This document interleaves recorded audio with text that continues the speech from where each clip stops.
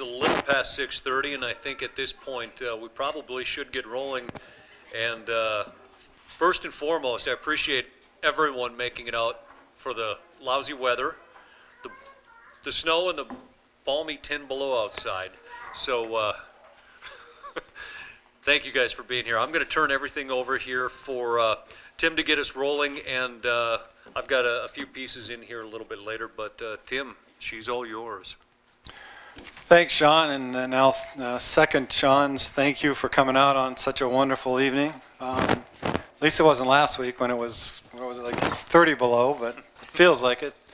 And as I was telling Sean when I came in, just what you love to see, an inch of snow on top of icy roads and wrecks happening all over the place, school buses getting hit, all kinds of good stuff happening. So I'm just going to kick it off, and I think the agenda's available if you've seen an agenda. I think was there something online, or did we get something out? If not, but anyway, I'm going to start with maybe just to give you an update on what's been accomplished to date. And I kind of went back and looked at my notes way back in July. In fact, July 27th of last year, our city manager put together the framework to talk about getting this committee started. And since that time, I'd like to think we've accomplished a lot. I mean, you know, at Sean's or the mayor's direction to allow me to chair this committee and move this forward. To all of you that have volunteered to be part of the meetings, the committee work, the creation of 7 subcommittees that have done a lot of work and really went to all the trouble and the exercise of meeting on numerous occasions and then coming up with white papers from each individual committee that we've all been, you know, we've been able to bring together. I want to thank you for that. A lot of that is hard work. I know there's been duplication, but along that way, I think there's been, as I've talked earlier, a lot of energy that that you don't normally see, and I want to thank you for that because it's been hard, and we've got some challenges in front of us. But I think there are things that we can continue to work to overcome. It's an exciting time as we look at the future of Minot, and some of the things we're able to put in place that'll come out of these meetings are going to be fun and exciting, and it's up to us to implement them and to move them forward. We did bring all those white papers together, took a good look at it, and really think we found some things that we've identified that we want to talk about, or gaps that maybe exist in the committees as we put it together. And so with that, I'll turn it over to the mayor and let him talk about that a little bit. Thank you, Tim.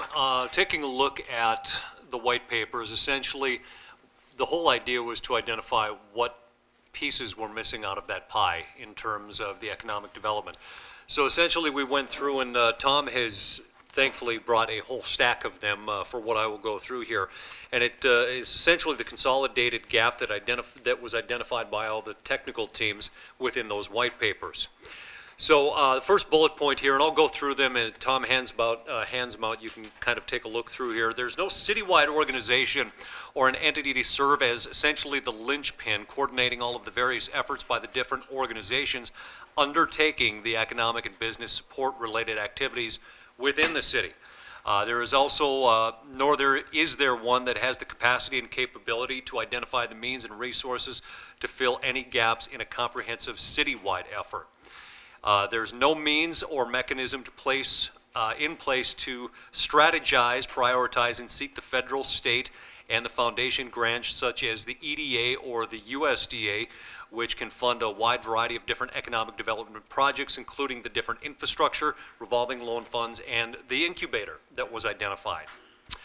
There's no citywide economic development strategy, period.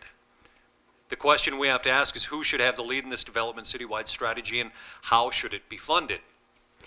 A lack of rapid response capability to mitigate or avoid adverse economic development business losses such as the business closings or the new business opportunities.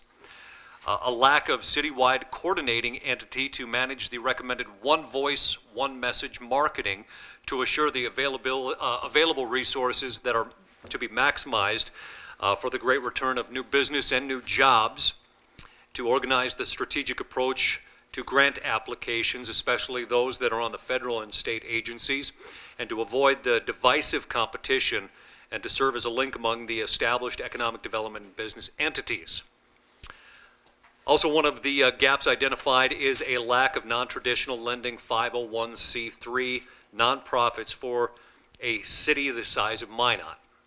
A lack of coordinating entity to manage resources, technical information, and technical support for startup businesses and fledgling businesses such as a toolbox or technical assistance. The lack of the entity or mechanism to link the economic development job creation, those opportunities with the workforce development and training resources to assure that the jobs to be created are in sync with the skill sets that are being developed. Also, a lack of coordinating I just went through this one. The lack of the entity or mechanism to work with the property owners and developers to create the means to fill the vacant spaces and develop the vacant properties either in downtown or elsewhere within the city. These were all of the different gaps that were identified through the white papers that each of the teams had put out. Essentially, what I'm looking for tonight is there anything that is missed within those gaps that was outlined within the different technical teams that was either an oversight or simply just wasn't mentioned? Alderman Walski. Mayor, thank you. One of the glaring holes that I sort of identified throughout the white papers that was in the IEDC report, and I've got it pulled up here, I don't know exactly where it was, but just this general idea of placemaking and improving place. I think this would encompass lots of different ideas, arts, culture, and right now, you know, I think it's been sort of mentioned in part in some of the white papers, but it does not seem to be a part of the larger priority list. Okay. Thank you, Josh. Is there anyone else? Is there anybody who has comments within what's been identified or pushed out there? And I think basically what I'm looking for is some sort of acknowledgement. Are we on the right track with what's been identified through the white paper process? Yeah, I think. Go ahead. No, I think we're on track right now. With that, essentially what we're looking for then is how do we fill the gaps? Because there's quite a few of them, and some of these obviously are not immediate answers here tonight.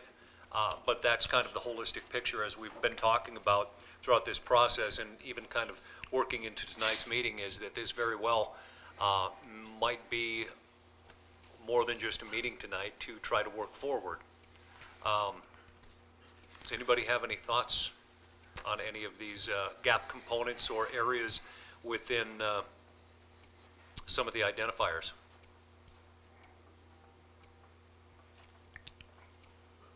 Yep. I think one of the things that, and you're just catching up to what you'd asked for on the gaps, was in some of the reports it was first do no harm, in the sense of how does the process and the system help people through that process, where especially in Kevin, I think it was Black's report of how to streamline the process from the city, how to have one source for codes and that type of stuff. Mm-hmm. Absolutely, and I think part of that, if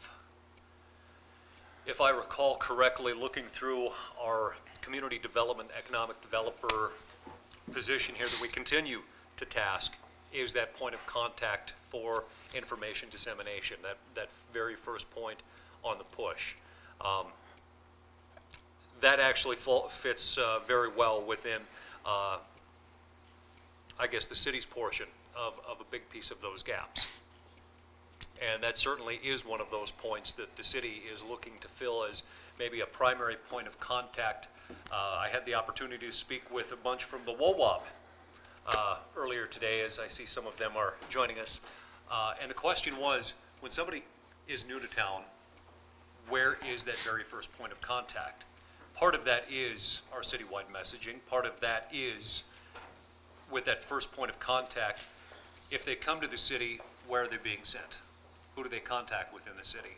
And I think that's a very valid point within our gaps that we're looking to fill, not necessarily creating a lot of these entities, but it is that first point of contact. I think it's also too, as Ackerman said, it's in the sense of what code sets and rule sets that we pick as a city for our downtown area and rehabbing the buildings and those types of structural changes. And I think part of that's been discussed, as you've looked through the white papers and some of those considerations. And I'll have some remarks later on really what my thoughts and my recommendations are. But I hope to address some of that as we go forward. My thoughts on what the city should do as we have an opportunity, and I plan to ask the council aldermen that are here for their thoughts and some other things. But that's a good point. I mean, it's crucial that we address that as we look to go forward. Before we do move on, is there anything more within our gap on our papers before we move into the next section, which is the identifier of what each of us does?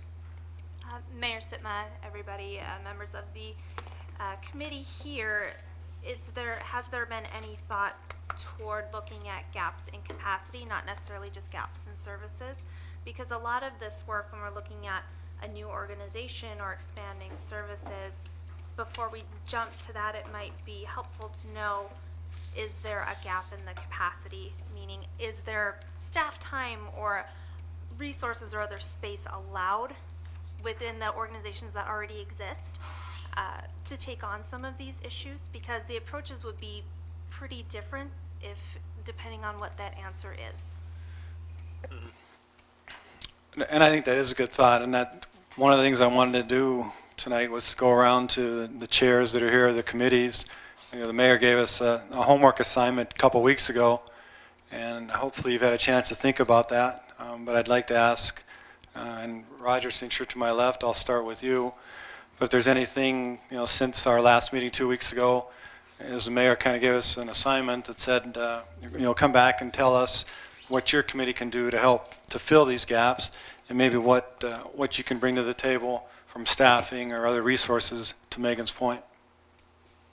Well, we had a meeting scheduled and we had a water incident, so our meeting's been moved to next Friday, so we're kind of behind the curve with that. But we do have some things going forward. We got some help with some MSU students that we're going to start doing some surveys, not only businesses but also customers downtown and that type of thing. So that's going to be on track, and I think within the next probably 90 days we'll have some answers back on what businesses are looking for down there, what properties are available or not available down there, what really kind of works for customers and what doesn't work for customers. So hopefully we'll have some answers within the next 90 days, I think. Okay. Megan? Megan Ladenschlager, for those of you who don't know me, I'm with Strengthen ND.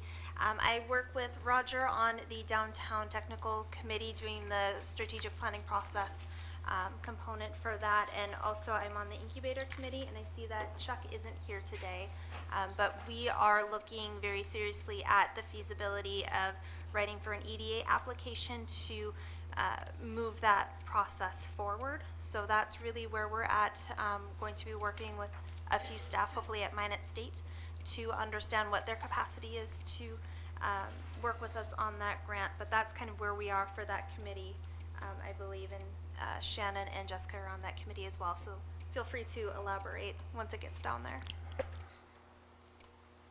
So, Roger, anything else that you'd like to add, or any other members of the committee that would like to speak to that, to the downtown technical committees? Okay. Hearing none, we'll leave it at that for the time being. Since you're not done yet, we know we'll hear more going forward, so appreciate that. We also had received a report from John Coughlin and from a group that was called the Downtown Opportunities Committee. I see that John's not here, but I think, again, before he left, I think he reached out to me, and maybe he did talk to the mayor. He's concerned about setting a focus and a vision as we go forward.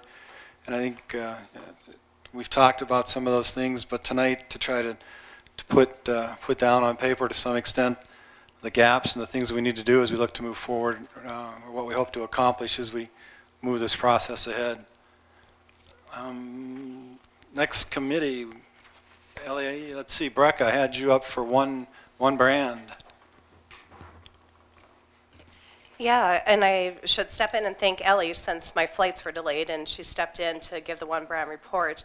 As far as from an assignment standpoint, one of the things that we talked about is you need to, from a branding standpoint, understand what do people currently think, what is our strategic objective, and kind of what's that next step. And so our recommendation is to kind of take in what are the core pieces that we're looking at from a group, and then decide at that point who takes the lead and how do we message that one brand piece.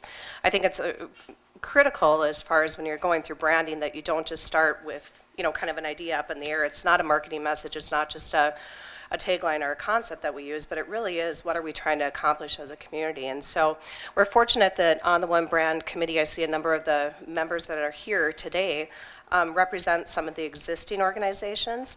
And I think that's one of the things that we'll need to look at too, is before something new is created, how do we utilize and maximize the efforts that are currently underway? We know, for example, that we're not going to rebrand every organization under just one, make everyone change kind of what they're doing, but how do we complement each other as far as in those efforts? So our work kind of, I look at it from a standpoint that we take the heavier lift once we determine as a community the direction we're moving, what is our strategic objective, and then from there, what do we want people to think, and then that's when it comes together and kind of builds that brand. So as far as Tim, from a reporting standpoint from our end, our goal is to, like I said, we have a number of people here that sit on the committee, is to take in kind of the information and develop a strategy as we move forward following these meetings.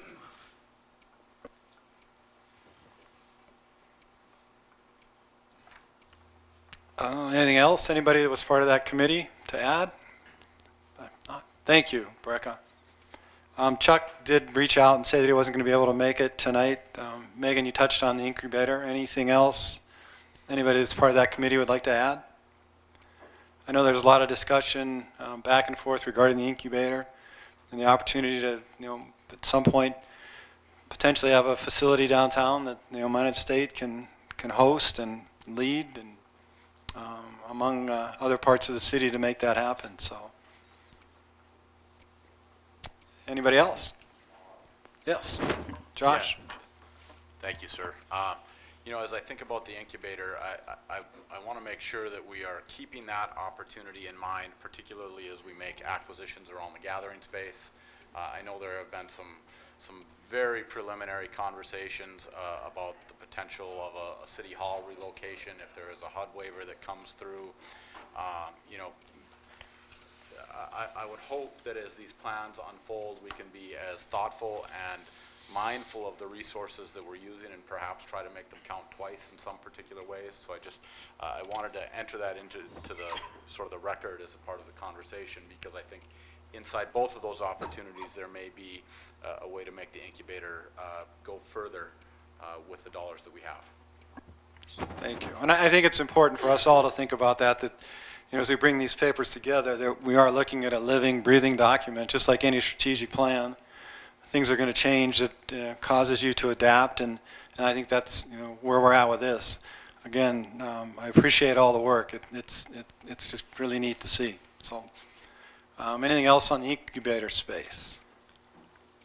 John, I didn't think you'd want to talk tonight. Sorry, John. That's okay. Okay. I want to clarify something so we don't go too far down the wrong road. And I appreciate what Alderman Wolski said, but everybody needs to understand that we cannot use any NDR funds for economic development activities. Cannot. Both City Hall and the gathering space are under the public facilities infrastructure activity that was determined back in 2016. That can't be changed. Now, that's not to say that incidentally and consciously we cannot try to move those projects forward in a way that encourages other investment in other activities. But there has to be a literal firewall between those two activities and other activities like an incubator. I just want to be clear on that. John, they could coexist though, right? Is that possible, or does that not work? Say if we're able to have funding from, say, Minot State for some reason decides they want to go, can they Can we work together, or is it that exclusive? We can work together. No, things like that. I just want to make clear in terms of the NDR itself. Okay. We cannot, anything we acquire, anything we spend money on, any construction we do, any activity cannot be associated with an economic development activity. Because under the HUD statute, that is a totally different set of activities. And our action plan, that again was approved by HUD in 2016, does not allow that. All right, thank you. We're going to switch to downtown foot traffic, and Ellie and Ron, however you want to handle that. Or Ellie? Mr. Mahalik, can I interrupt for a second, please? Sure. This is a strange microphone. You can move it up so you don't have to. No, I want to lean down like this because it feels really good. It does bend. I'm going to just talk a lot. John, can you provide some clarity for me if, last night when I asked you that, what's the dollar amount for the remaining IEDC funds that we use to spend kind of to start this process? And I guess maybe a technical question. To me, I see this as a larger context in we're talking about economic development kind of out of this report. So can you help kind of maybe clarify for me how we're not kind of wading already into the economic development stew, so to speak, with these funds? Sure. We have $150,000 remaining, but that is planning. That's a totally separate activity. Okay. But we can use it for other planning activities. There is nothing to say, and this is clearly part of the discussion that's in a lot of the white paper. There's nothing to say that projects like City Hall and the gathering space cannot have secondary and tertiary, indirect, consciously indirect benefits to the downtown to increase economic development activity. Obviously, the gathering space, which is a park as far as that is concerned, will have a number of opportunities for a variety of activities, which we're talking about. Those activities are going to increase foot traffic. That will be a significant boost to the downtown. Similarly, assuming we get the waiver, we can move City Hall deeper into the downtown in a strategic location. That will also increase foot traffic into the downtown. And that in turn will create further opportunities for businesses to grow and expand. So there is a relationship, but I just want to make clear that in terms of the actual spending of the NDR money, we cannot spend any of that money on economic development activities. But that's not to say that we can't use our investments strategically to stimulate additional business and growth in the downtown. After all, it's the federal government, and we know they're always as clear as mud when it comes to everything. So I think, John, you hit it on the head there when it comes to that indirect and tertiary effect. We know the impact, and we can plan for that impact, but we have to have the proof in the pudding on the I's dotted and T's crossed from past experiences with some of the programs that kind of went sideways that we are finally starting to see daylight on, that if we follow the right path, we can get both accomplished very easily, but we just have to be diligent in how it's done. Mr. Straight, answer your question, or kind of? We're off to a good start. Okay. Thank you, sir. Ellie. Well, a few of the things that we talked about with our downtown, driving foot traffic downtown that we can implement right away is just meeting with our downtown groups. We have a couple different groups down there, but we know that they all do a lot of great events and promoting, and something we don't have to wait on is just being able to take a look at is how we can cross promote, how we can work with Visit Minot or MADC or the Minot Park District and getting the word out there about events. So if we're doing an event at Oak Park, how can we work with the downtown groups about driving traffic down there?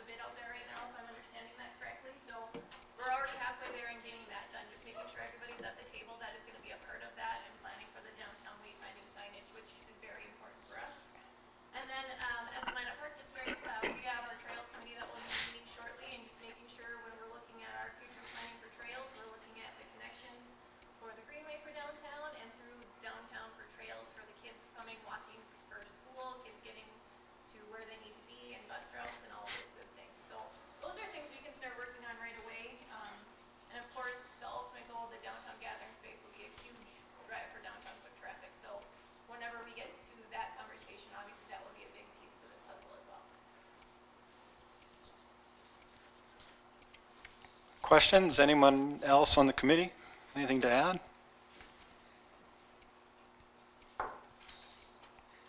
Thanks, Ellie. We've got Kevin Black was not able to make it tonight, and he chaired the downtown the drive private investment. I don't know if there's anybody here from that committee that could speak to his report or his thoughts, or did he reach out to anyone? He didn't, but I probably could. Okay. Thank you, Mr. Mahalik. I was at, I think, all of the meetings for the private investment group. Obviously, his report, our report, started with identifying barriers, getting them out of the way that might be incidentally contributing to a lack of investment in downtown. There were a couple of very specific policy recommendations. The IEDC was a part of another committee's work. We also identified liquor licensing, as far as lead on those particular topics.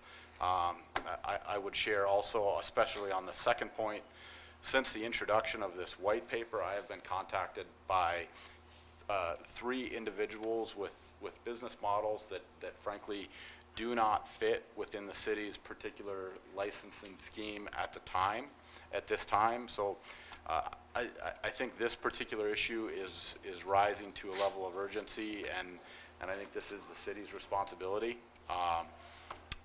And I think in particular those of us on council to deliver a structure that is acceptable to Minot, given all the many circumstances that enter that equation and discussion. Looking at the physical barriers, First Avenue North, once again, I would say this probably falls to the city. We are taking up a new capital improvement project evaluation process that is coming to us very soon. I, for one, will be making sure that this particular project gets included in that conversation. I do not know where it'll get prioritized, but it'll certainly be added to the list and included there in the future. We have some railroad barriers. I think also the city perfectly identified as a driver of that process. I know our engineering department is constantly working on that. There are funding challenges there, of course, but that continues to go on. Legal and environmental, the parking garage specifically was called out. And the legal dispute, I think we all know the circumstances of that, and I don't think there's anybody in this room that wouldn't like to see that resolved as quickly as possible, but without giving away the farm. So economic barriers, information, fire suppression, I think a lot of these are very specific ideas that probably fit in some of the larger what we call these program development, facade development, the tools that are being developed, I think, by some of the other committees. One of the larger points, and I think we're all speaking about it here, this committee identified a strong need for an umbrella organization. And then also, who is the downtown champion, right? Who is going to be really leading the charge? I think, obviously, with the work that Roger and Megan are doing in that committee, I think we're starting to see the answer to that shake out a little bit. A couple other elements of the report, the entrepreneurial ecosystem. How do we connect all of these organizations? How do we embrace this idea of radical inclusivity to share everything? Let me just grab a few other notes here.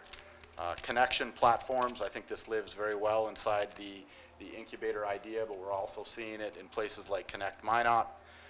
Co-working platforms, again, incubator starts to deliver that in some ways.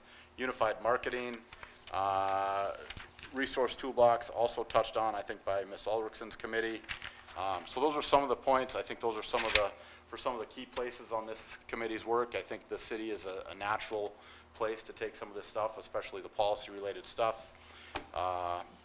And with that, if anybody has any questions, I would do my best to answer them. But I think there's some pretty clear pathways and obvious pathways inside this report. Questions or anything else? Anyone else was on that committee? That's a good report. Thank you, Josh. I appreciate that. A lot of work done there, and really tying all back to what we're trying to accomplish. So that's good to see. I'm going to give a report for Lindsay. She's cheering her nephew on playing basketball tonight over in Minot High. So she made it very clear to me that if her nephew's playing basketball, she's not coming to a meeting. So I applaud her for that. So that works out well.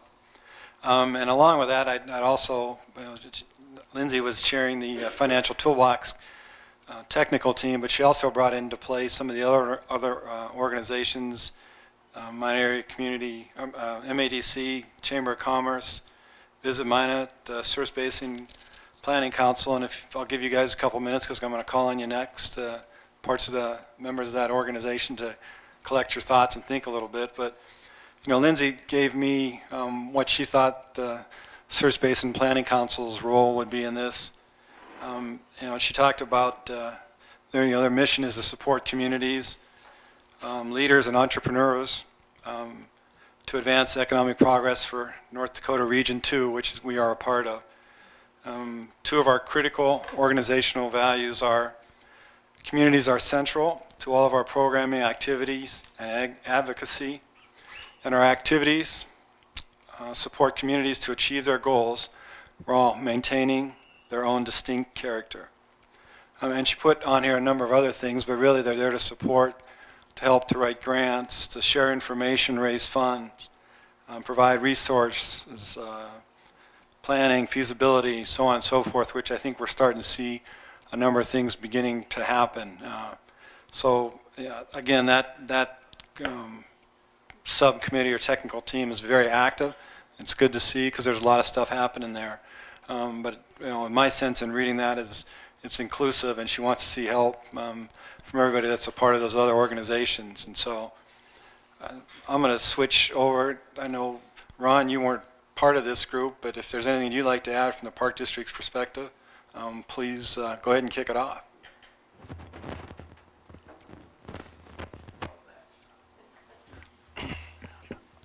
All right, Ellie touched on some of these things already, but for our part, definitely we can participate in helping with the wayfinding project.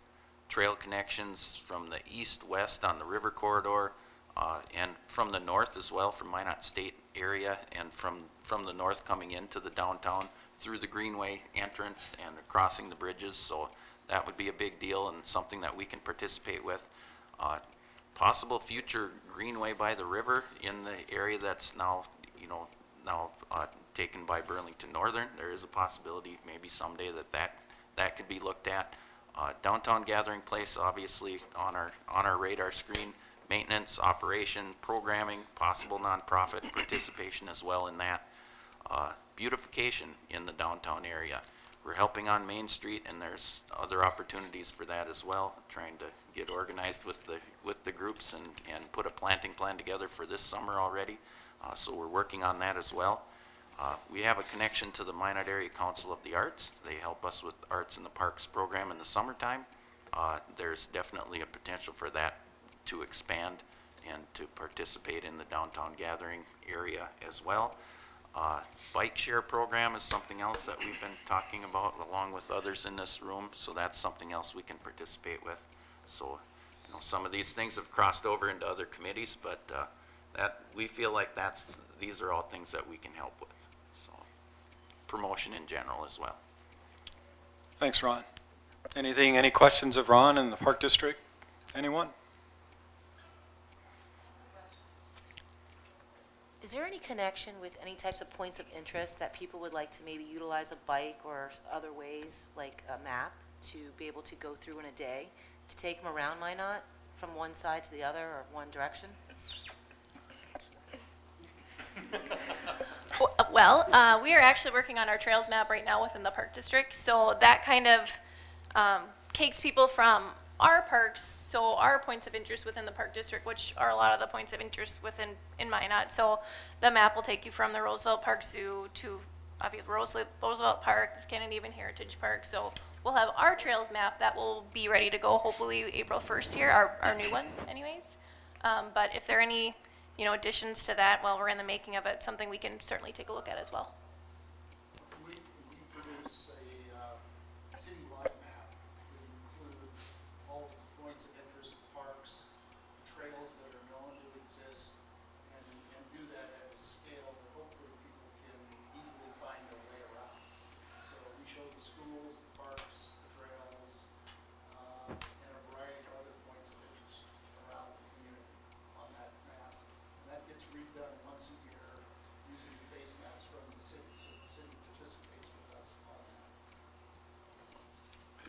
if I might add to that too, Christine, I think it's a great question. For everybody's information, at the city council meeting 2 weeks ago, we approved issuing an RFQ, which is a request for qualification on a wayfinding, hiring a wayfinding consultant to assist us with this. You know, a lot of that was sort of referenced in terms of signage, but my assumption in hiring and bringing forth that consultant is that they will be helping with precisely these types of things in terms of identifying these points of interest, not just in the downtown, but throughout the city. So I think it's a gap that's been acknowledged, and we're already addressing it. Okay, thank you. I'm going to jump back over on this side then. John, anything you'd like to add since, from the Chamber's perspective as you think about the gaps, the things we've talked about tonight? What can we do that we're missing? And what can we do to improve upon? And what were we doing great? I'll quit. Go ahead. I'm not sure where to start or stop, Tim, but the chamber has probably 750 members. We are the largest business organization in the area. Probably cover 45% of the businesses that exist in the area. We do poll our members. We try to stay in touch with them. We provide educational opportunities to the membership and their employees, from customer service to marketing to a variety of others, depending upon how they respond to us about the markets that they would like to cover. On a every other year basis, we participate with the other chambers throughout the state on trying to keep a very business-friendly regulatory basis through lobbying at the legislature. We think that's important. Many of the changes that were made in WSI and others have come about because of the business community banding together, starting back in the early 90s to make those changes. One of the things that we spend a whole lot of time on that we think is a major contributor to our economic base is the Minot Air Force Base. We've gone through 5 or 6 rounds of base closure. The goal always was to have the base there, and in fact, so far we've been able to maintain that. We consider that one of our prime objectives, and we continue in that role today. The other part is none of this happens without partners, and you know, it starts with MEDC, where we are co-located, and the rest of, as we all call ourselves, the alphabet soup comes along as well. I'm fond of remembering Brynhild Howland, who some people in this room may know and some won't. And she's passed, but Brynhild Howland says, you know, if you don't care who gets the credit, you can get a lot done. And I pride the chamber on being part of that statement. Thank you. Any questions for John? Well, since you brought up the MADC, I'm just going to segue right into Stephanie and let her talk a little bit about her thoughts. Maybe you and I can switch. Mine's too tall. Just kidding. I know, I'm kidding. Thank you, Tim. The Minot Area Development Corporation is the lead organization for the city. We target primary sector businesses for economic development. Those are businesses that bring new dollars into the community through the sale of its products or its services outside the trade area. And I know that's sometimes a misnomer about MADC, that we should be doing economic development, all types of economic development, including restaurants and small business, maybe downtown shops, those kind of things. That is not a focus of MADC currently, and I know that that is a gap that we've discussed amongst these groups. But I really think that we have to continue to look at the primary sector because it's the principal driver for economic development. Without bringing in those types of businesses, we will not get the ancillary businesses, and I think the majority of the people sitting around here understand that. But I just want to clarify that it's not that we don't believe in economic development in all forms, but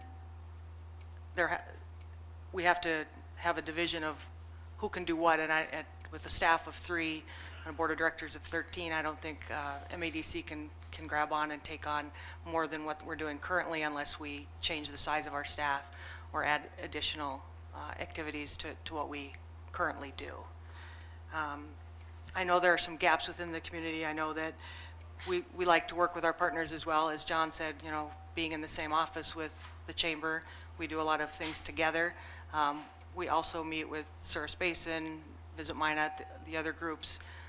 And obviously without city leadership, MADC wouldn't be able to make it. We do get the majority of our funding, administrative funding from the city, county, and also some private investors, but the majority of it does come from the city.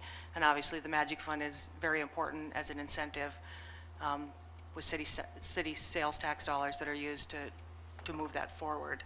I think moving forward, we can work more closely with partners. We can, you know, when a business comes to me, whether it be an entrepreneur wanting to start something brand new, if it's a new coffee shop or it might be a bar, whatever the case may be, you know, I listen to their story, I understand what they're looking for, and I try to lead them to the right place in order to find some help and resources. Bank of North Dakota sits in the chamber building as well, rent space. They're a great tool. Souris Basin, the CDC, Dakota Business Lending helps as well. We have a lot of partners within the state as well. We can look at Department of Commerce, North Dakota Trade Office out of Fargo. There's other tools in the toolbox that MADC can bring along the way when needed. Makes sense. Any questions, Stephanie? Anything you'd like to add, John?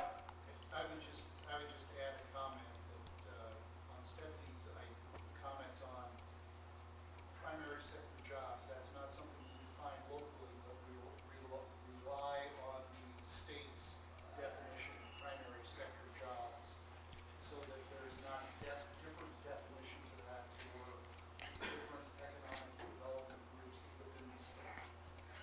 Thank you.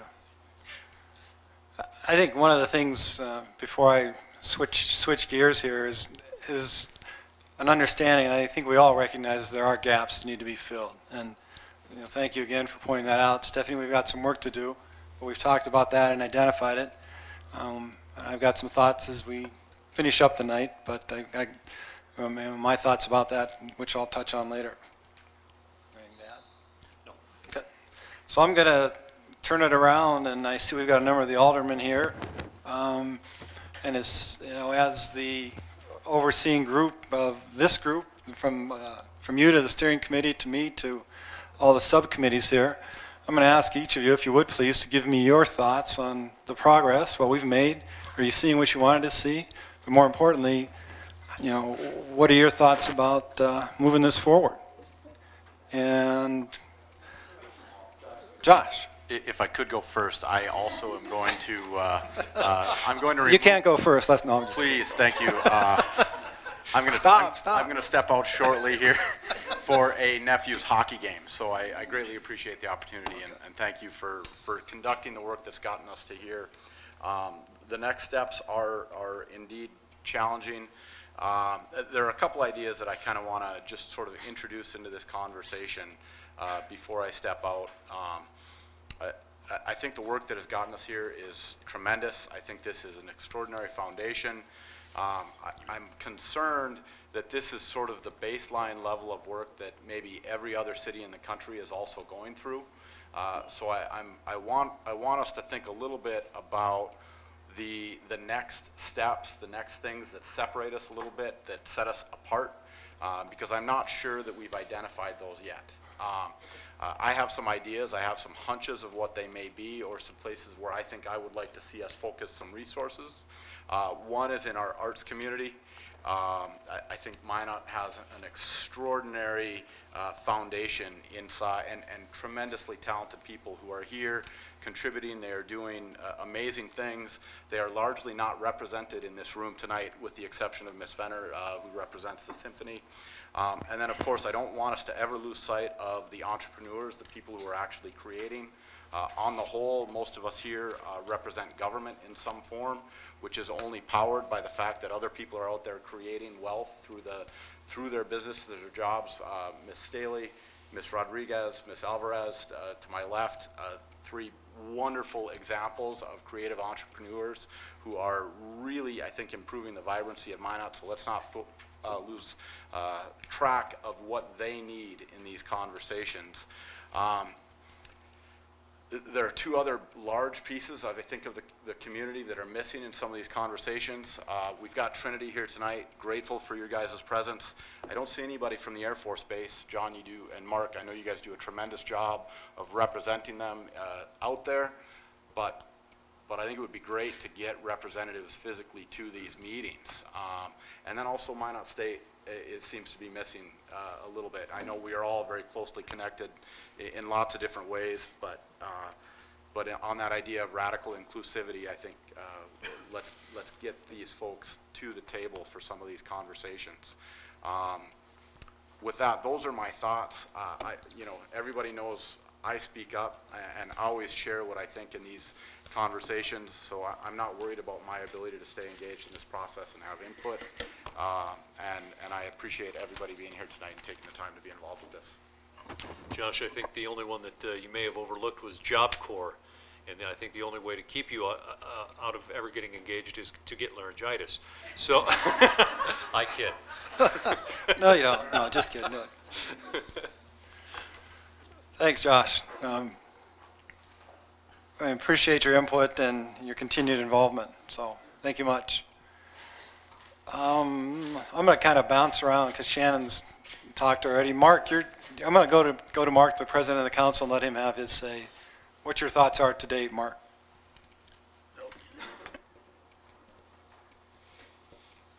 Thank you. I'll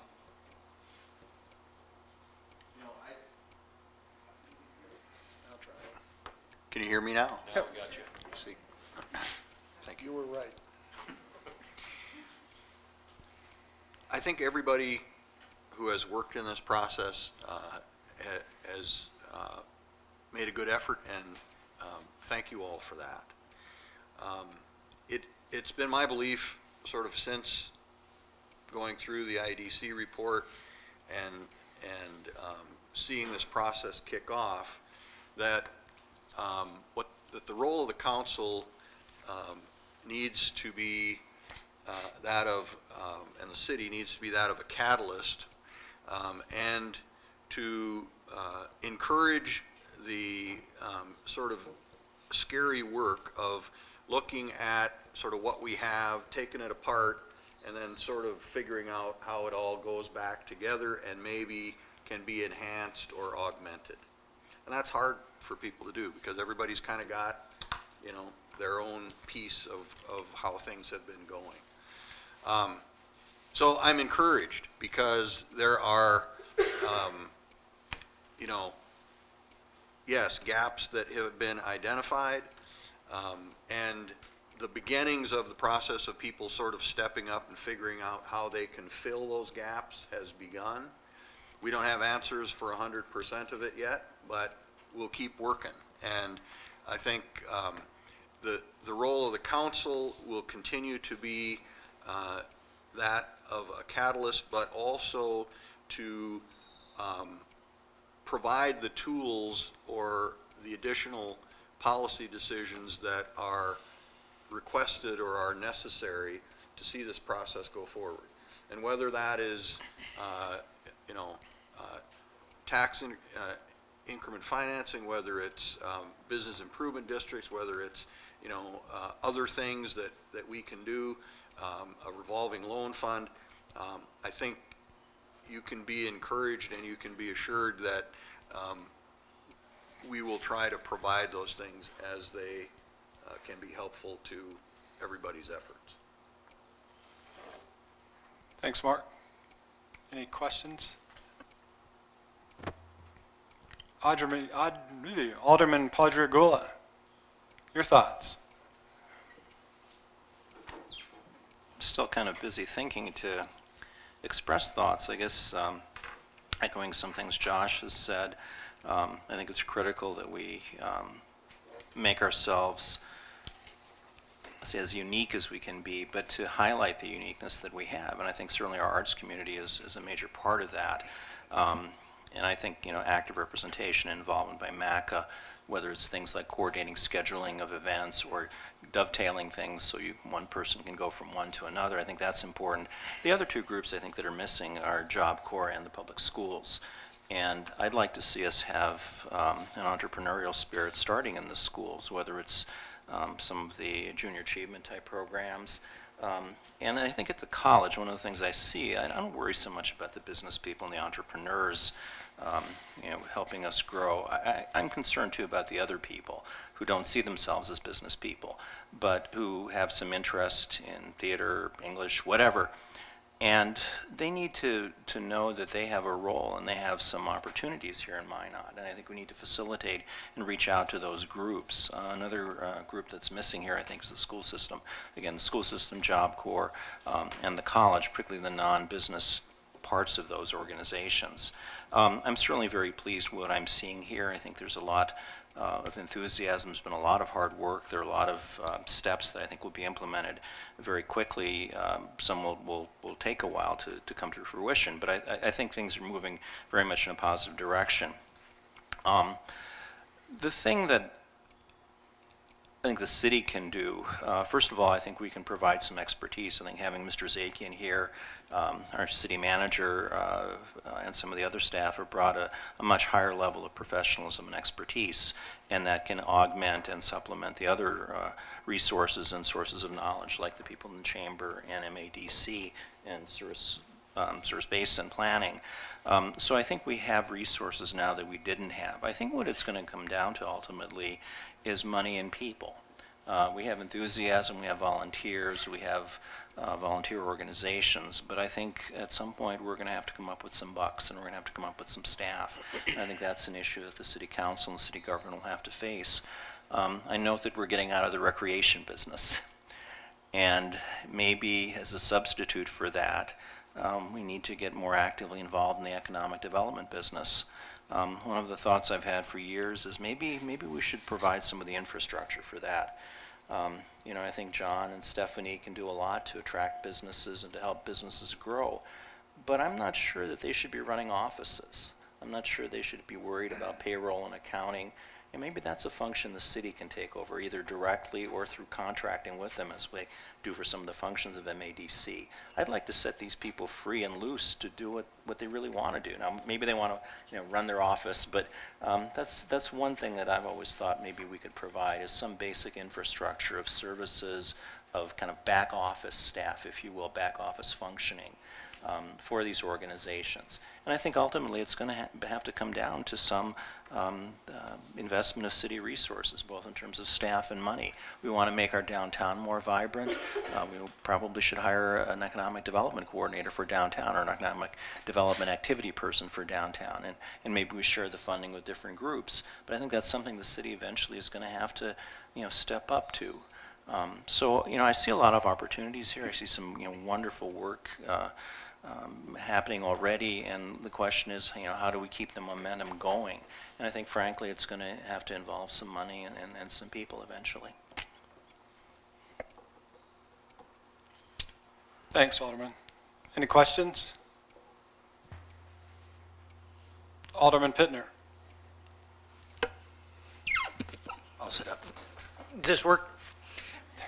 I guess I'm excited. I'm encouraged. I guess being somewhat new to the council still. I guess 8 months coming on now. But I think one thing great that we've done, I think, through this process is identify some of our strengths, but also some of our weaknesses. Where, like I say, we talk about gaps, and maybe with economic development and positioning ourselves as a city and as a community to fill those gaps and to address some of those decisions. Because if we stop lying to ourselves and are honest with ourselves about what we can and what we cannot do, I think then we can really start to move forward. And I think we've done that, whether it be through maybe some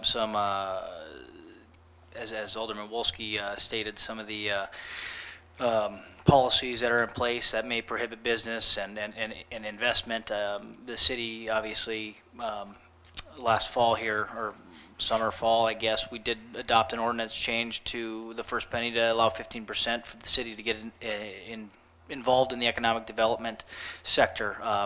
To Alderman Padragula's, when I introduced that ordinance change, that was one of the things I had in mind, was possibly at some point an economic development officer or whatnot. I'm been encouraged about the idea of a bid district downtown. I think that can be kind of the go-to overseeing umbrella for organizations downtown. I think there's a lot of good things moving in that direction. The parties that are involved at the table, I think, is a great start. I think there's always going to be more people to get involved. I think there's even individuals, entrepreneurs, people that love this city that are going to be able to bring something and provide something to the table. As far as, I lost my train of thought here.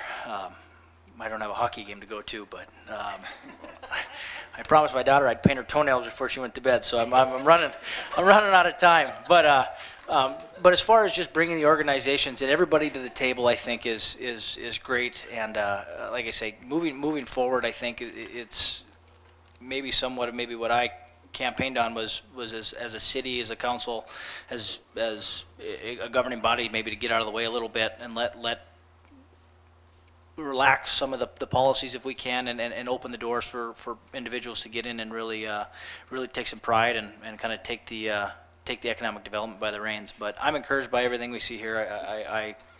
I know this is the very beginning still of the road to really bolstering economic development, and I'm encouraged by what I see, and I hope that this continues. Thank you. Any questions for Alderman Pittner? Alderman Straight? Okay, put me on the clock, because I'll probably go on a huge rant at some point and I'll have to get cut off. So I'm going to try to link my thinking.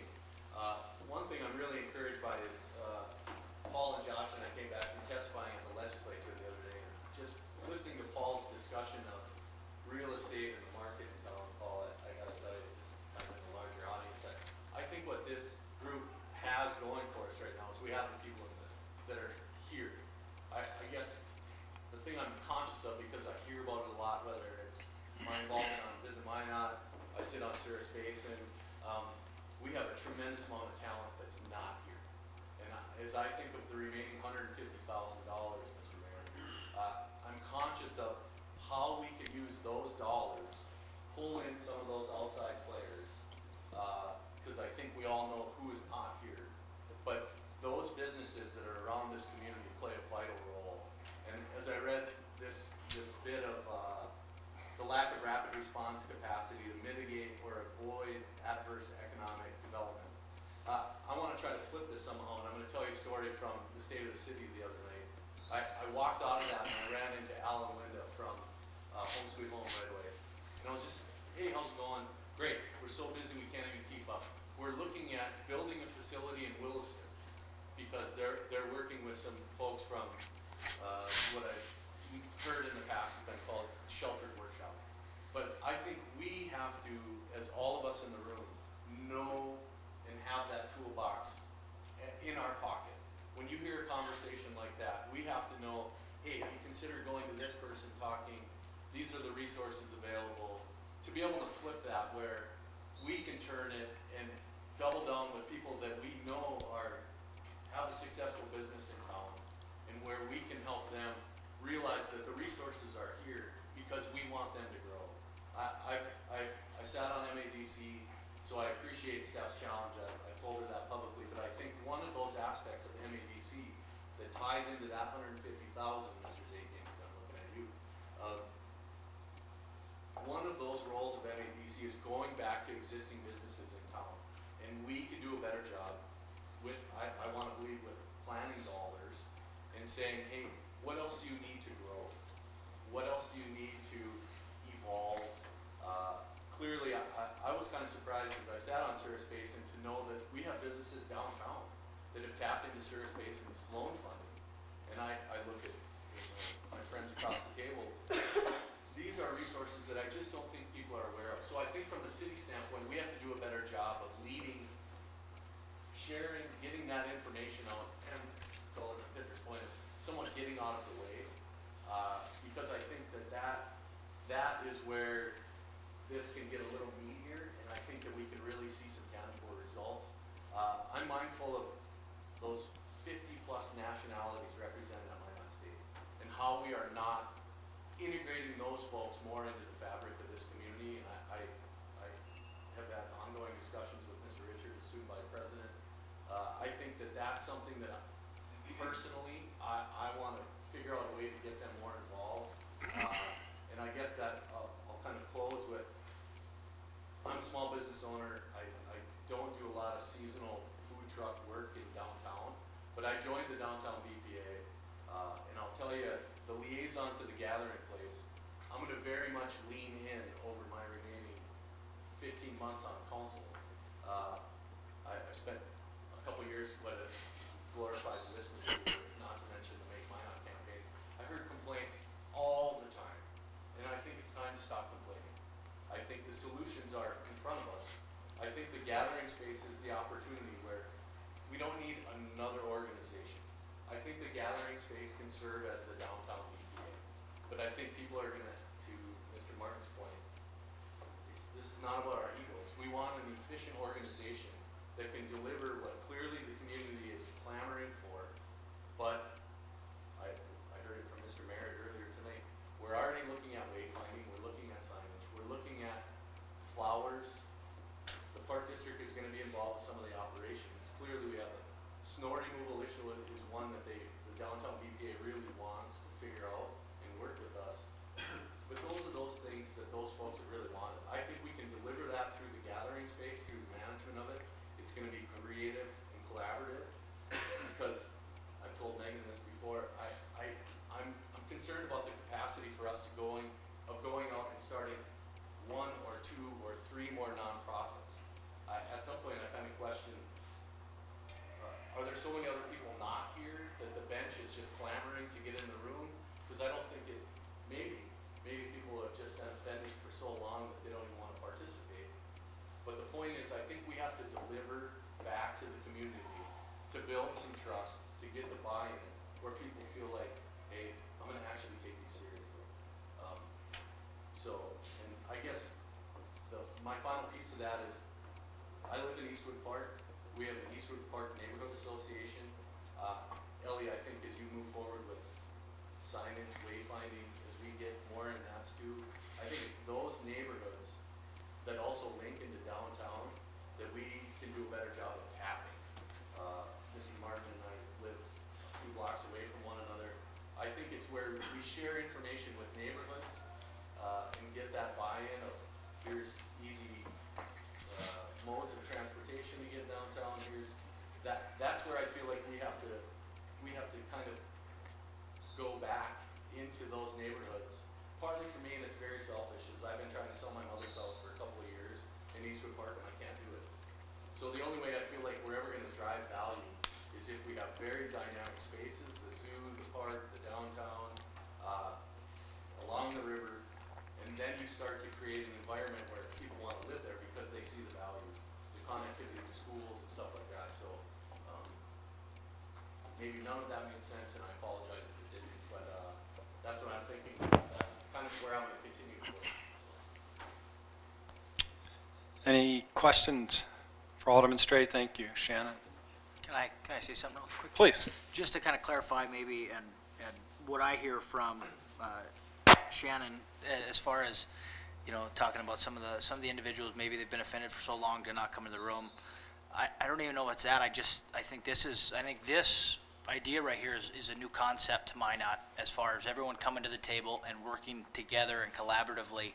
And correct me if I'm wrong, I just don't think this level of effort through the IEDC report and some of these things have gotten to this point before and really come to this level of collaboration to move things forward with the Park District in hand, with Trinity at the table, with all these different organizations that have a common goal in mind, and that's to see have a common goal in mind, and that's to see Minot succeed. And like I said, I think a big part is on us as leaders in whatever organization is. Might sound stupid, but to be a cheerleader for Minot and to kind of champion. I've had the benefit and the luxury of listening to Ron and Ellie listen at different organizations I'm a part of, and it's contagious. When you hear them in the parks and talk about what they're doing, what projects they have coming up, I can't help but go home and talk to my kids about it. And talk to them, I'm like, we're going to the zoo tomorrow, and we're going to go to Roosevelt Pool. I can't wait. I mean, you wait till this area is done. So it's stuff like that. And I think we as city leaders have to share in that in the overall scheme of Minot. It sounds dumb, but it really is to have that be contagious. So when you have somebody who has a business idea and they don't just sit there and say, well, I can't do that. My business, my concept doesn't fit in Minot's current ordinances. Kind of like Mr. Wolski was talking. I think we need to get out of the way and so that can kind of incubate itself and really carry the next wave of entrepreneurs kind of out of the woodwork. So just kind of some piggybacking on that. Thanks. Paul. John? It's almost like Back to the Future. I wouldn't say there hasn't been this kind of excitement before. There has. We aren't here to debate or talk about what's gone on, but there have been things like the Good News campaign. There's been things like the community visioning. There have been a whole variety of things that have happened in the past at points in Minot's history where the community decided we've heard enough of the naysayers and let's start talking about what we can do positively. Shannon mentioned Eastwood Park. Pete was a resident down there for a lot of years. Very few people would recognize or understand that the footbridge that goes from, is it 2nd Avenue, Pete? 2nd Avenue from Eastwood Park over into Roosevelt Park was paid for by the Eastwood Park residents. The Park District took out a grant, but I'm told we repaid that to the Park District and helped with that. We've got a non-resident of Eastwood Park right now that's using a Zamboni to create a skating rink on the dead loops. There is a lot of neighborhood pride. There's a lot of things that go on, and we can dwell upon what the naysayers are out there doing, but I don't know that we get anywhere by doing that. My favorite editorial cartoon is two old guys sitting on a city bus, driving along, and one says to the other, there have been a lot of changes in this community. And the other old guy says to the one, he says, yeah, and I've fought every damn one of them. And we got a lot of people out there like that. And we just got to kind of ignore them and move forward, because if not, we're going to sit there fighting them. John, I think that's a great opportunity for me to jump in, because I did want to make some acknowledgments on exactly that. I think taking a look at the city on what we've done historically, or at least within the last 20 years, the city itself has been kind of that passive, limited only when it comes to the economic development, administering the Renaissance Zone, developing the comprehensive plan that had some influence on economic activity, and then administering the targeted EDA infrastructure, and then the EPA Brownsfield assignments, and then the funding and establishment guidelines of the Magic Fund. That's essentially the big overview. Currently, we are looking at the CDBGR action plan that was capped at about $299,000, John, for the economic development and resiliency strategies, and that's where we're at right now.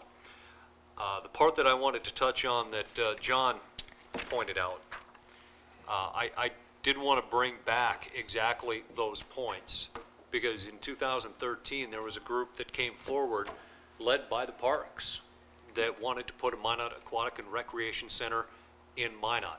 A very bold and ambitious idea, and it was exactly the folks that John is talking about, the people that fought every damn one of them, because it was different, it was change, it was out there. People can argue timing, people can argue whatever they want, but that is the reality. We're going to have to step it up ourselves, not only to our neighbors, but to our associates and everybody else, to overcome some of those hurdles. We also take a look at the school bond that failed. I remember sitting in a packed house at Magic City campus with all those little clickers on what you want to do, and everybody voted, and all the little things came up on the screen. And if you walked away from there thinking that, holy cow, this town is clamoring for a new high school or a major expansion, which we actually really do need, and it failed. It failed because I think people failed to engage with it. And I'm not saying this to be Debbie Downer. What I'm saying is, let's acknowledge our challenges, because those really are the biggest representative of our challenges, is the community itself. From what I heard so many times is, Mayberry, they just want to hold on to what it was, and I really think that absolutely we can. But we also have to acknowledge, if we're going to march forward with the economics, with the vibrancy of our community, we also have to acknowledge that we do have to provide things like that quality of life if we're going to bring people in to overcome that challenges of a 2.4 unemployment rate, to fill those jobs and to address the economic needs of our community. So what is the city's role in this, really, in the future? To Mr. Pittner's point, that certainly has been acknowledged as an opportunity. I'm not sure I'm personally vetted out on this one. I think that there's an opportunity to continue to look at whether or not MADC may play a bigger part in an evolved role that we need to vet out. And the same thing with Souris Basin, that we need to vet out. Absolutely, funds are going to have to be allocated in whatever venue that ends up being. But I think that that's the important part, that we do have assets that we can look at on where those gaps are best filled and where to deploy those assets, whether it be financial or other means. I think that's a big part of what I look at within filling these gaps. Potentially, maybe not going down far down the road, as Alderman Padragula had talked about, in assets in accounting and things like that, to get the government in the way of some great things going on privately, but there might be some opportunity for collaboration in some venues. So that's where I sit.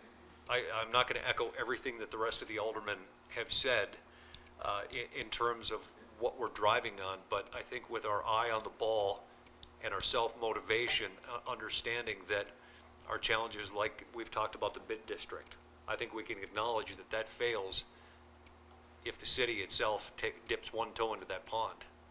If that comes to fruition, that's going to have to be downtown and the downtown driver to be doing that, and not us, because that's the benefit, and that's going to have to be their own message and their own direction to carry that.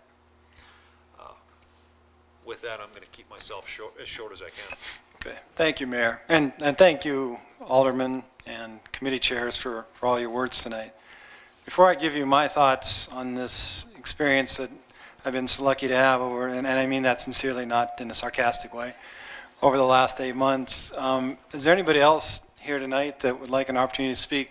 You guys, anything you'd like to say you've experienced? How about the introduction? Because that's the one thing we didn't do before that is true. We got going here tonight. Let's go around the room for some folks here and for the camera, if you don't mind there, Tim. Sure, didn't even think about that. We've been to these so many times, we all seem to know each other. Tim Mahalik, Task Force Committee Chairman of whatever we are. There's just so much good stuff happening. Roger, head it on. Roger Reich with the Downtown Association and the Tech Group Downtown. Megan Lagschlager with Strengthen ND. I'm on the Incubator Committee and the Downtown Technical Committee. John Zakin on the Disaster Resilience Grant Program Manager. Steve Padragula, City Councilman and professionally a clinical psychologist who started his own business 30 years ago and is still hanging on. John McMartin, I'm at the Chamber of Commerce. Mark Janser, Minot City Council. Kelly Metelka in the City Clerks. Jill Schmidt, Stephanie Hoffers, Minot Area Development Corporation.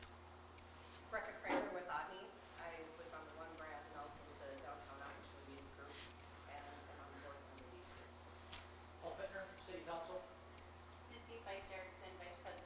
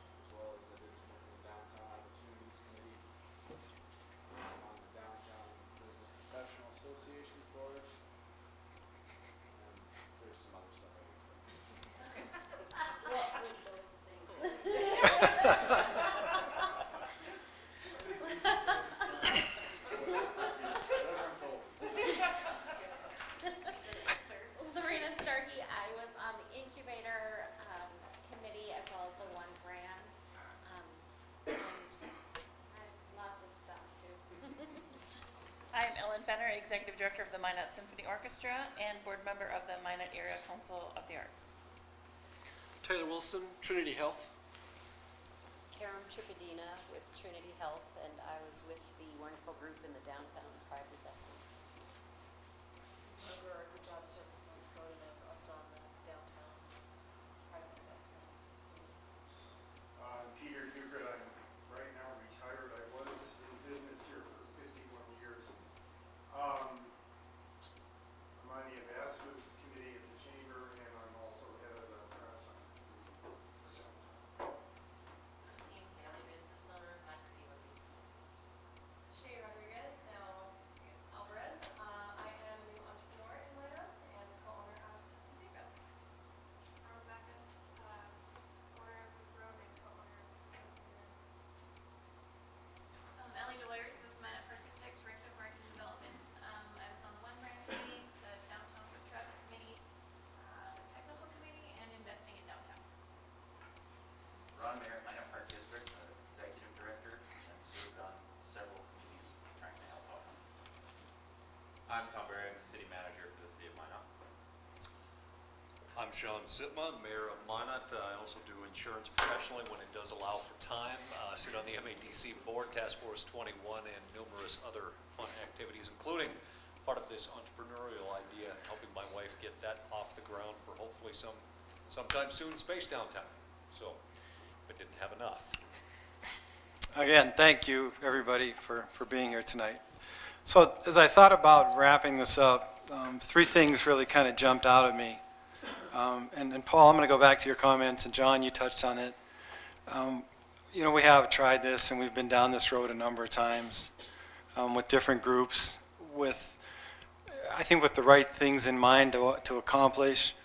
But one of the things I wrote down this time as I thought about wrapping this up as we move forward is I think we have a true sense of urgency this time that we didn't have in the past, because literally we've got not much time left to use the NDR funds. And those are some crucial dollars to get some things accomplished. September 30th, 2022. If you're wondering whether John was thinking about the date or not. So there is a true sense of urgency that we didn't have in the past, although we have done this in the past. Now we've got a time and a date in front of us, and we have to get busy. And in order to get busy, from my perspective, again, somebody touched on this, it's the communication piece I think that we're missing. And that goes not only from each of us to individual members of the community, but amongst us as groups. Because there is a lot of things that get talked about in a meeting. They leave the meeting and they're dead. They don't get conveyed from one meeting to the next in some cases. So what we need, in my thoughts, what we need to learn to do is to communicate our thoughts from group to group, from committee to committee, from citizen to citizen and beyond, and get people to think about what we've got here and what we can do. It's funny. I was in Bismarck last week. I sat with the chancellor of the state university system and talked a little bit about the things that are going on throughout our state. And again, there's some exciting stuff that's happening out there, and we're going to have some opportunities here with Minot State University as well as the western half of the state to make some things happen. And I'm excited about those, and those are the things that we have to think about and convey as we look to move forward. The other thing that I think is very crucial to this, and Aldrin, I can't say that together, Padre Steve is much easier, is the city's involvement. As I took a look at the IEDC report and my preparations for thinking about this, I literally pulled some of the peer cities, dove into their budgets, and saw how many of them had a line item for economic development. And guess what? They all do. And they all do substantially stronger than our zero. And that really, you know, the true sense of a business person in me says leave government out of economic development. But we're not on a level playing field as we think about what we're trying to do here. And I think it's crucial as we look to move forward. And I don't know how we fit this in, whether it's the dollars, the $150,000 or $299,000 or whatever it is. But my recommendation would be, my directive to the council is to think strong and hard about putting an economic development specialist on staff and let that person become the liaison throughout the community, so that when somebody comes to the city, we got, you know, code concerns, we've got somewhere to point them. Whoever that is, you know, that's their job. Full-fledged to drive economic development and not to focus any specific private entrepreneurial sector, but to make sure we're all served as we need to be.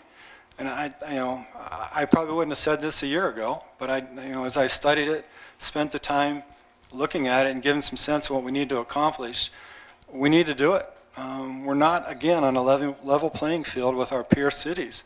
And if we don't have that one person that helps drive it, as we talked earlier about staffing needs, spacing needs, whatever it happens to be, we need to go get that person. And in my view, as I talked earlier, that sense of urgency, we need to get it done now. Because if we don't, every day that we don't, we lose.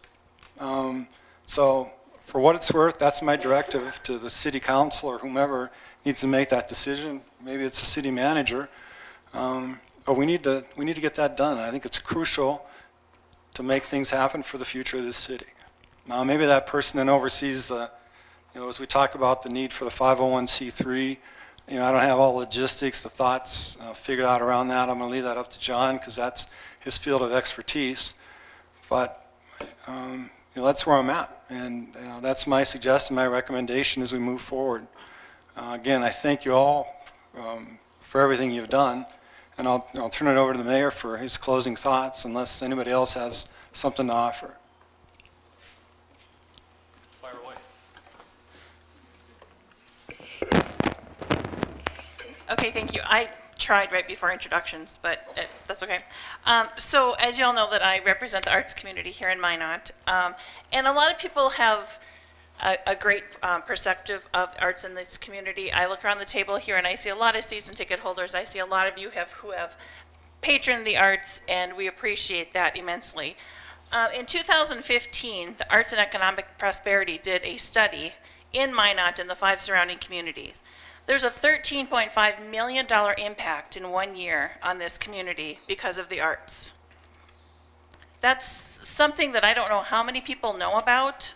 It's not something that I've kept secretive. I've shared it with a number of people around the table. But I definitely want you to, when you're thinking, yes, business is great, but why do people come to Minot? Do they come just to go shopping at store X or eat at restaurant Z? No, they come here for something to do. They come for sports. They come to our parks. They come to, events and types of things. And so I just really want to make sure that you realize the impact of what arts has on this community, and keep that in the forefront of your mind. When people come to the concert, they're going to sleep in the beds in the hotels. They're going to eat at your restaurants and stop at your shops. That's what brings people to the community. How awesome, that Trinity building on the corner of Burdick and Broadway, that would be a beautiful performing arts center, just saying. I've had my eye on that building for a while. I know it's not leaving soon, but in possibility. If there's cultural events downtown, that's what's going to bring your foot traffic. That's going to get people to park in the parking ramps that we talked about. It's going to get people into your shops and into your restaurants. So now I've said my piece. I feel much better. Thanks. Well, thank you for saying your piece. We appreciate that, and we appreciate you being here as well as everybody else. So the Minot Daily News is leaving, so we can really get down to business now. And I'm kidding, Jill. I'm kidding, Jill.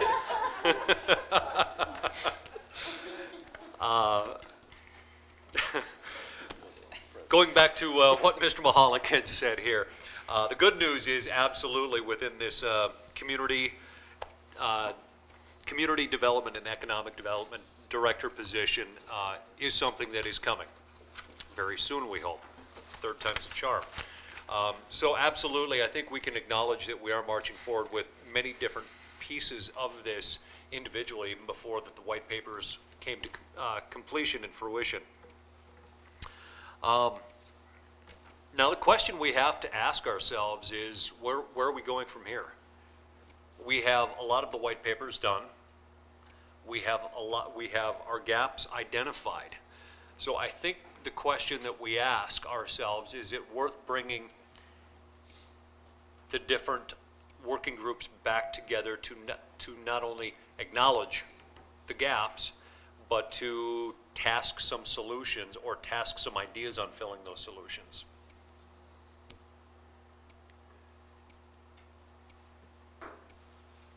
I'm purposely pausing here to let everybody think about that one, simply because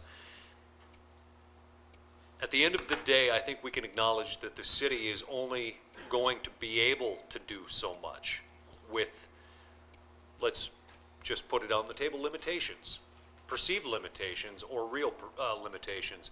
I think that there's a lot of creative ideas out there within some of the different groups that are thinking, taking a look at some different avenues that maybe haven't been thought about before. But I think that there is certainly the opportunity to put it down on paper on how do we find the solutions. We've identified some of the gaps, but we need to also identify potential solutions. And not every one of them, I feel, is going to be 100% on the mark. But I think we do need to identify some of those. Now, the challenge we have here is that we've watched our stakeholder group from a burgeoning room full of people that were at the Job Service North Dakota to kind of fewer and fewer and fewer. And as much as I hate to admit it, it's what I absolutely expected. Lose a little bit of that fire and find out who's really into the trenches for the long haul.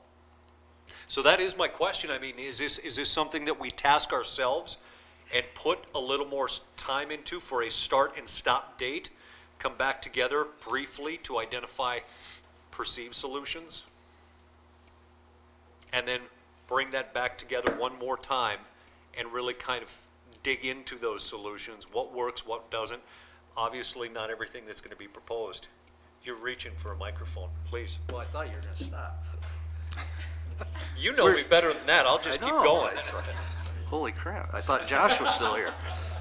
Anyway, you know, we're the newspaper That's a left. shot across the bow. Don't erase that off the film. I don't. Anyway, we're going to meet back. We're meeting twice this month. We're meeting again in March, April, May. So we're planning to meet, and you know, this was just really the beginning. The white paper was just really the start of what we were going to do.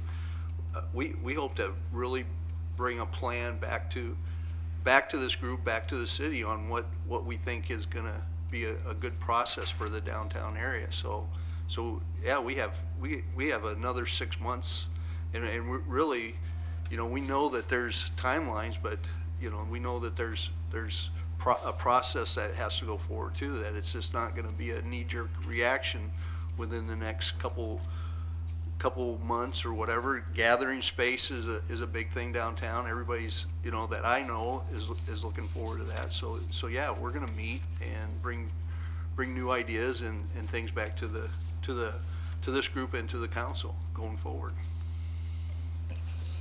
Mayor Sitma, just a couple of thoughts, and I don't mean to sound like a broken record, but I'm going to go back to the comment that I made at the very beginning is what's the capacity. So what I would like to see happen, and obviously I'm just one person, is the city, a couple of people pull together all of the organizations in Minot that do economic development and ask what's your capacity or what's your appetite to expand services. Because certainly we can't dictate to the chamber or to Visit Minot or to MADC, here's a gap, now fill it.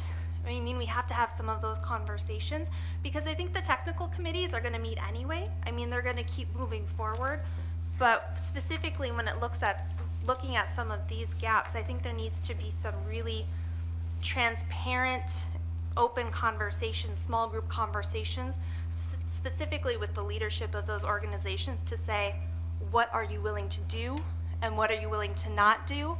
Because when we figure out what you're willing to do and what you're willing to not do will dictate what type of umbrella organization is developed. Because back to Shannon's point, we are very oversaturated with nonprofits in the Minot community, and how much can one community support? So that was, as a committee member, as a stakeholder member, I would love to see that conversation happen and then come back to the group at large of this group is willing to expand in this way, this group is willing to expand in this way, or whatever that might be, because that might be more constructive for all of us when we're looking at the work in the individual committees moving forward.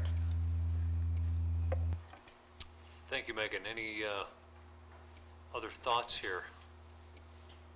That actually leads directly into the, I think, the original paradigm of construction work that was set out, the steering committee, from essentially the back and forth information between the stakeholders and the steering committee, which, if memory serves correct here, and it's been a very long day for me already, but with the Minot Chamber, MEDC, Visit Minot, the downtown business professionals and City of Minot. So, I think that absolutely shall be our next course of action. We can convene the steering committee then back with John and with Stephanie and with Phyllis, myself, and then Margie, correct? I'm not completely our president of downtown business. And get together and brainstorm ourselves and task some of this and get back together within the Stakeholders Committee in the very near future. In the meantime, absolutely take a look at these gaps in white papers and please generate some of your own ideas on what is feasible with the understanding and at least with your understanding of what our limitations and where our opportunities lie. Does anybody have anything else before we roll out of here at 8:15 on a very warm evening? You are more than welcome to come every single time. Thank you. I just wanted to know, is there a person to send that information to? Absolutely. Those, who did they go, did they go to you, Tim? Yeah, what, do you have, I can get you my information, but I'll give you a card afterwards. You can just send it to my email. And anybody, for that matter. I think I'll send out a follow-up email tomorrow because we don't have some of the committee chairs here. And ultimately looking at the committees to come back with, their 2 top things that they can do to help fill the gap, something along those lines. But I'll send that out tomorrow as a follow-up. We'll reach out to the rest of the folks that we just talked about within the steering committee and brainstorm from there in a meeting in the not-too-distant future. So, again, I can't say thank you enough to everybody because I know everyone has schedules that are just as crazy and it's just as chaotic with ice skating and toenail painting and, and everything else. But in all sincerity, thank you guys so much because it really does show how committed everyone is. Have a good night. Stay warm.